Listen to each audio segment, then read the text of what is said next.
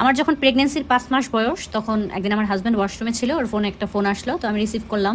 আমি হ্যালো বলার আগে ওপাশ থেকে একজন মহিলা বলল, তোমার তো মেয়েকে নিয়ে ডাক্তারের কাছে যাওয়ার কথা ছিল, তুমি তো এখন আসলা না, কখন আসবে? তো আমি তাকে বললাম আপনি কে? সে আর কোনো কথা না বলে সে ফোনটা কেটে দিল। তারপরে আমার হাজব্যান্ড যখন বের হলো, ওকে আমি জিজ্ঞেস করলাম এটা কে। উনি বলল যে আমার অফিসের কলিগ, ওনার হাজব্যান্ড বাইরে থাকে, তো ওনার 3টা বাচ্চা নিয়ে কষ্ট হয়, ওনার বাচ্চাটা ছোট, উনি আমাকে বলছে তুমি কি আমাকে একটু সময় দিবা নিয়ে যাওয়ার জন্য ডক্টরের কাছে। আমি বলছি আচ্ছা ঠিক আছে, আমি বের হলে তাড়াতাড়ি বের হলে আপনাকে নিয়ে যাবো, এই জন্য ফোন দিছে। তারপর আমি তার সাথে অনেক চিলাচিলি করলাম যে তুমি তার ওই মহিলার সাথে কেন ডাক্তারের কাছে যাবা, ওনার হাজব্যান্ড বিদেশে, ওনার মা বাবা বা ওনার কোনো আত্মীয় স্বজন নাই, ওনারা নিয়ে যাবে। অনেক চিলাচিলি, অনেক ঝগড়া করলাম। আমি যেহেতু অনেক অসুস্থ ছিলাম, সে আমাকে অনেক বুঝাইলো, হাতে পায়ে ধরে বললো আমি আর কোনোদিন কথা বলবো না, তুমি রাগো না, তুমি অসুস্থ হয়ে যাবা। তারপরে আমি আর বিষয়টা বাদ দিয়ে দিলাম, আচ্ছা ঠিক আছে তাহলে সত্যিই বলতেছে এরকম। কারণ আমার হাজব্যান্ড আমাকে এত এত ভালোবাসে, যেটা ভাষায় প্রকাশ করার মতো না। আমার প্রেগনেন্সিতে আমি অসুস্থ, সে সকালে অফিসে যায়, রাত্রে আসে, রাত্রে আসার পরে সে আমাকে রান্না করে খাওয়ায়, আমি রান্নাঘরে যেতে পারি না। তারপরে সে আমাকে আমার শ্বশুর বাড়িতে বা বাবার বাড়িতে, তার কাছ থেকে তাকে আমাকে দূরে যাইতে দেয় না। সে আমাকে প্রচুর ভালোবাসে। আমার বাবার বাড়িতে এরকম কোনো কিছু নাই যে ফাইন্যান্সিয়াল অবস্থা খুব ভালো আমাকে দিবে। সে আমার মাকে পর্যন্ত টাকা পয়সা দেয় যখন যা দরকার হয়। তারপরেও আমাকে কখনো বাবার বাড়ি থেকে এটা দেন ওইটা দেন এগুলো বলা, ওখানে পাঠানো, কোনো কিছু নাই। আমার লাইফটা খুব সুন্দর ছিল এই 3.5 বছর। আমার বিয়ের 3 বছর পরে আমি কনসিভ করি। যাই হোক, তো যখন আমার 9 মাস বয়স হইলো আমার প্রেগনেন্সির, তখন আমাকে বললো যে ঠিক আছে তাহলে এখন আমি তোমাকে নিয়ে মার কাছে দিয়ে আসি, এখানে তো তুমি একা একা থাকতে পারবে না, আমার তো অফিস বন্ধ করা যাবে না। তাই আমি বললাম আচ্ছা ঠিক আছে দিয়ে আসেন। তো সে আমাকে টাকা পয়সা দিয়ে মার কাছে দিয়ে আসলো। তো কিছুদিন পরে যখন আমার বেবি হবে, আমি হসপিটালে গেলাম, তাকে ফোন দিলাম। ফোন দেওয়ার পরে সে আসতে পারতেছিল না। সে তারপরও বেবি হওয়ার আগে সে আসছে, একটু আগ মুহূর্তে হসপিটালে যাওয়ার গেছি আমরা, ওইখানে সব কিছু ঠিকঠাক করছি, একটু আগ মুহূর্তে সে আসছে। আসার পরে সে ওখানে 3-4 দিন ছিল। তো আমি তো প্রথম 2-3 দিন মোটামুটি অসুস্থই ছিলাম। তারপরে যখন আমি একটু সুস্থ হইলাম, তো আমি তাকে দেখলাম যে তার ঘাড়ে পিঠে যখন সে শার্ট খুললো, প্রচুর দাগ টাগ ভরা। তো আমি তাকে জিজ্ঞেস করার পরে সে আমাকে বললো যে এটা নাকি তার একটা অ্যালার্জি হয়েছে, ওইটার সমস্যার কারণে। তো আমি ওরকম মাথা ঘামাইলাম না, কারণ ওই মহিলার কথাই আমার কোনো মাথায় নেই। তারপরে আমি যে বাড়িতে ভাড়া থাকতাম, ওইখানে যে পাশের রুমের যে ভাবি ছিল, সে আমাকে একদিন ফোন দিয়ে বললো যে ভাবি আপনার হাজব্যান্ড একটা মহিলাকে নিয়ে বাসায় আসছে।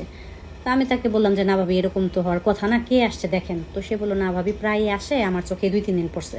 আমি আমার হাজব্যান্ডকে ফোন দিলাম, জিজ্ঞেস করলাম, সে বললো যে না এরকম কিছু না, এমন অফিসের কাজে আমি বাড়িওয়ালাকে বলে তারপরে আনছি, আমাদের বাসায় আসার কথা ছিল। তো আমি বললাম আমি যে 3 বছর বাসায় ছিলাম তখন তো দেখলাম না কোনোদিন কেউ আসে বাসায়। বললো তখন দরকার হয় না, এখন হয়েছে, তুমি এটা নিয়ে কোনো বেশি মাথা ঘামায় না, ওই মহিলা আমাদের মাঝখানে প্যাঁচ লাগাইতে চায়। তো আমি তাকে এতটাই অন্ধবিশ্বাস করতাম, আমি উল্টা ফোন করে ওই মহিলাকে গালাগালি করলাম, বকাবকি করলাম যে আপনি কেন মাথা ঘামান, আমার সংসার হ্যান ত্যান। যাই হোক, তারপরে এখন সে তোমাকে নিতে আসে না। 1 মাস 2 মাস প্রতিদিন ফোন দিতেছি, বলতেছে তুমি আমাকে নিতে আসো, কিন্তু সেটা আমাকে ঢাকা নিতে আসে না। তারপরে অনেক কষ্ট করে বুঝাইতে কান্নাকাটি করলাম, অনেক কিছু বললাম, তারপরে সে আমাকে নিতে আসছে। নিতে আসার পরে সে আমাকে বললো আমার তো চাকরিটা নাই, এখন আমি তোমাকে নিয়ে ঢাকা নিয়ে ভাড়া দিয়ে থাকতে পারবো না, তো তুমি চলো, তোমাকে আমি আমার শ্বশুর বাড়িতে আমার শাশুড়ির কাছে রেখে আসবে। তো আমার ছোট বাচ্চা, মাত্র সিজারে বাবু হয়েছে, তো শ্বশুর বাড়িতে গেলে তো কাজ করতে হবে, এটা বাধ্যতামূলক। তো শ্বশুর বাড়িতে রেখে আসলো।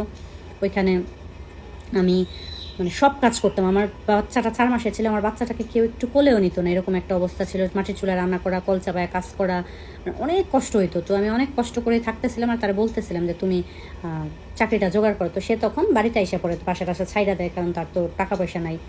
তো এরকম চলতেছিল। একদিন তো প্রায় তাকে আমি দেখি যে ফোন আসলে সে বাইরে চলে যায়। তো এটা আমার কাছে একটা সন্দেহের বিষয় যে ফোন আসলেই কেন বাইরে চলে যেতে হবে। তো তাকে জিজ্ঞেস করলে সে ওরকম কিছু বলে না। তো আমি ওই মাথায় রাখছি ওই বিষয়টা, যে ওই মহিলা বললো, অনেক কিছু মিলাইতেছিলাম যে আসলে কি আমার হাজব্যান্ড পরকীয়া করতেছে বা কোনো কিছু। তো এরকম খুঁজতে খুঁজতে একদিন আমি ওই মহিলা ফোন দিল, পরে রিসিভ করে ওনাকে আমি বললাম যে আপনি যে এরকম করতেছেন আমার সংসারটা ভাঙার জন্য, এরকম কেন করতেছেন?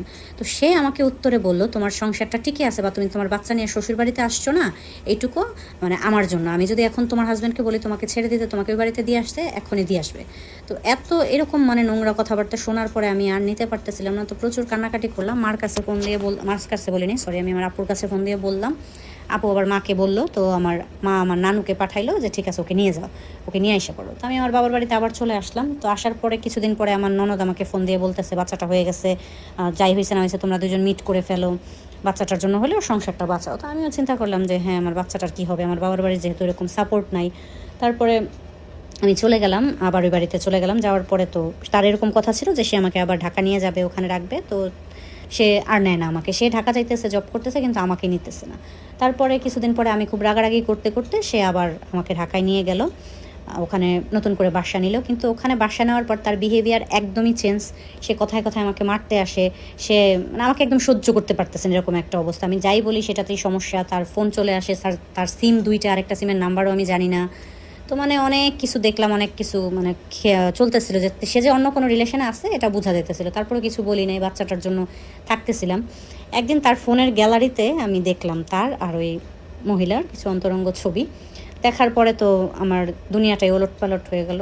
এগুলো যখন তাকে আমি বললাম এবং দেখাইলাম, জিজ্ঞেস করলাম, তখন সে আমাকে সব কিছু মানে বললো যে তাকে ছাড়া সে থাকতে পারবে না, এটা ওইটা অনেক কিছু।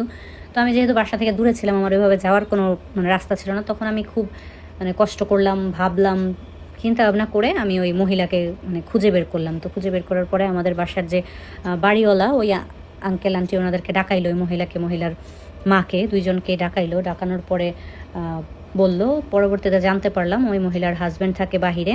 মহিলার 42 বছর বয়স, ওনার 3টা মেয়ে, কিন্তু উনি মানে প্রথম আমার হাজব্যান্ডকে ডাকছে রিলেশনে যাওয়ার জন্য। তারপরে এখন সে মানে আমার হাজব্যান্ডকে ছাড়তে পারতেছে না। তো সবাই অনেক অপমান টপমান করলো, আমার পক্ষে কথা বললো, কিন্তু তাদের এত কিছু জানার পরেও আমার পক্ষে আর থাকা ওখানে সম্ভব হইতেছিল না। তারপরে আমি আমার বাবার বাড়িতে চলে আসছি, 1.5 মাস হয়ে গেছে আমি আমার বাবার বাড়িতে থাকতেছি। আমি ডিসিশন নিচ্ছি যে আর তার কাছে যাবো না, অথচ সে আমাকে ফোনও দেয় না বা সে আমাকে কিন্তু ডাকে নাই যে ঠিক আছে তুমি চলে গেছো আর হবে না, এরকম সে আর কিছুই বলে নাই। আমার ননদ আমাকে ফোন দিয়ে বললো ছেলের খরচ নাকি সে পাঠাবে, যদি আমার খরচ দিবে না ছেলের খরচ পাঠাতেও পারে, এটাই আর কি বললো। তো আপুটা আমাকে জিজ্ঞেস করছিল যে আপু আমার কি করা উচিত। তো আমি বললাম আপু আপনার লাইফ, আপনার ডিসিশন, কিন্তু আমার মতে এরকম মানে অবিশ্বাসী মানুষের সাথে না থাকাটাই ভালো, নিজে ইন্ডিপেন্ডেন্ট হন, বাচ্চাটার জন্য বাঁচেন, এটুকুই আমি আপুটাকে বলছি। আর এই তো স্টোরিটা ছিল, কেমন লাগলো অবশ্যই কমেন্ট করে জানাবেন। আর আপনাদের যদি কারো কোনো স্টোরি থাকে যেটা আপনারা আমার সাথে শেয়ার করতে চান, অডিয়েন্সদেরকে জানাইতে চান, তাহলে অবশ্যই আমার মেসেঞ্জারে লিখে পাঠাবেন। আমি আপনার ভিডিও দিয়ে, যদি আপনার ভালো লাগে আপনার স্টোরিটা, আমার নেক্সট ভিডিও হবে আপনার স্টোরি দিয়ে।